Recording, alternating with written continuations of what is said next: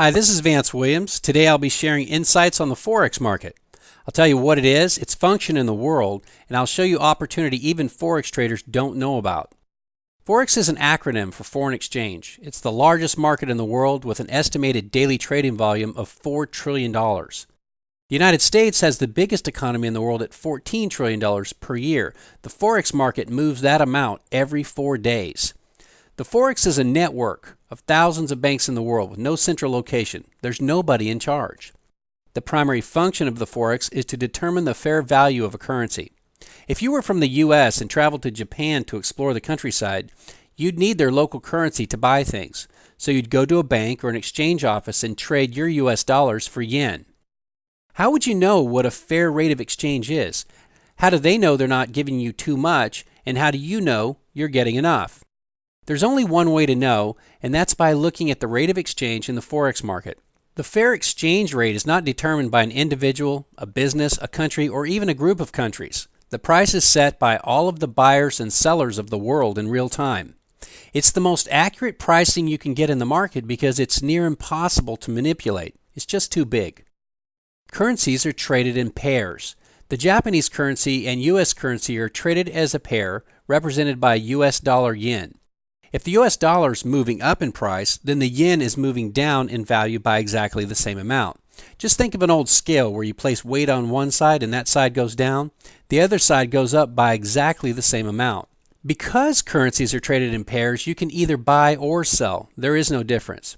Buy the euro dollar or sell the euro dollar. It's the same thing. There are countless factors that can and do cause price movement. For example, increasing the supply of money decreases the value of a currency because now there's more money but the same amount of goods and services. Likewise, good news about the future could cause speculation about a better economy, and this could cause price to rise. So exactly how does the Forex market determine a fair price? The market operates on the principle of supply and demand. Imagine you want to sell your car. If you search around locally, you'll likely find examples of your car with comparable features. If the number of people who want your car is greater than the number of cars available, price will rise. If there are more people selling your car than buying your car, the price will fall. At any given moment in the Forex, if the volume is greater in favor of the buyers, the price is rising. If the volume is greater for the sellers, the price is falling.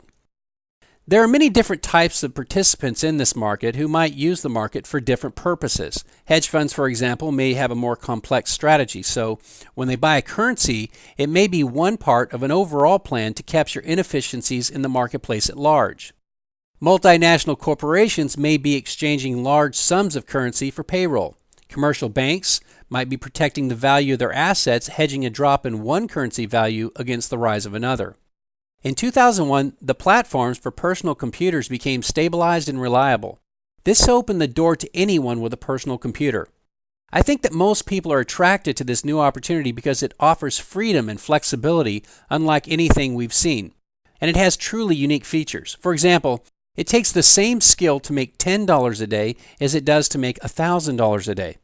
Because of this and the fact that you can start trading with as little as $300, tens of thousands of people from all walks of life have come to try their hand at Forex trading.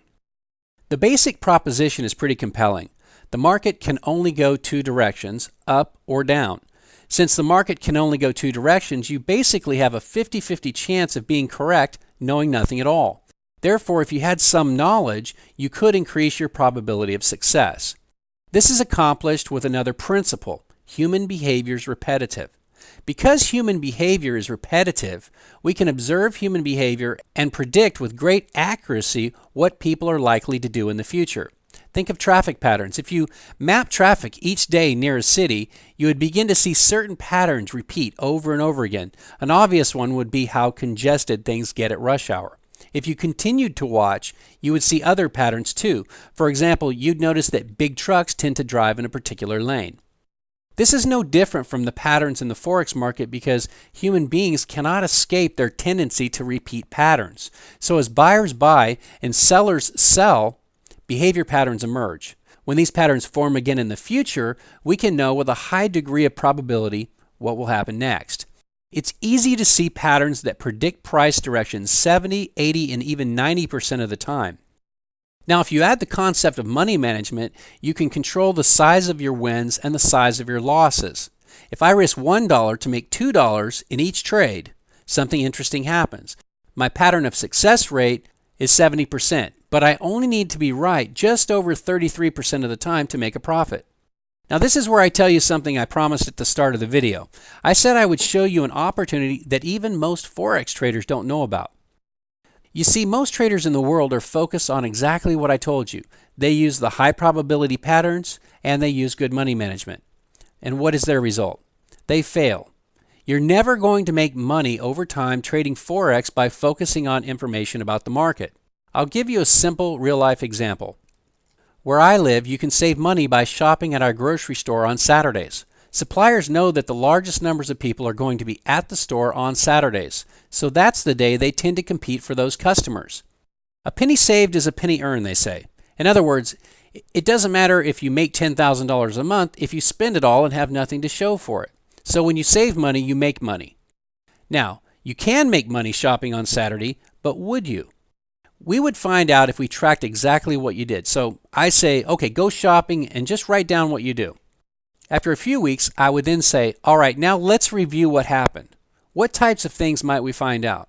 We might find out that you did save money on things you bought, but did you save money overall? Did you go shopping hungry one or more times? And because you were hungry, did those impulse items offset any savings?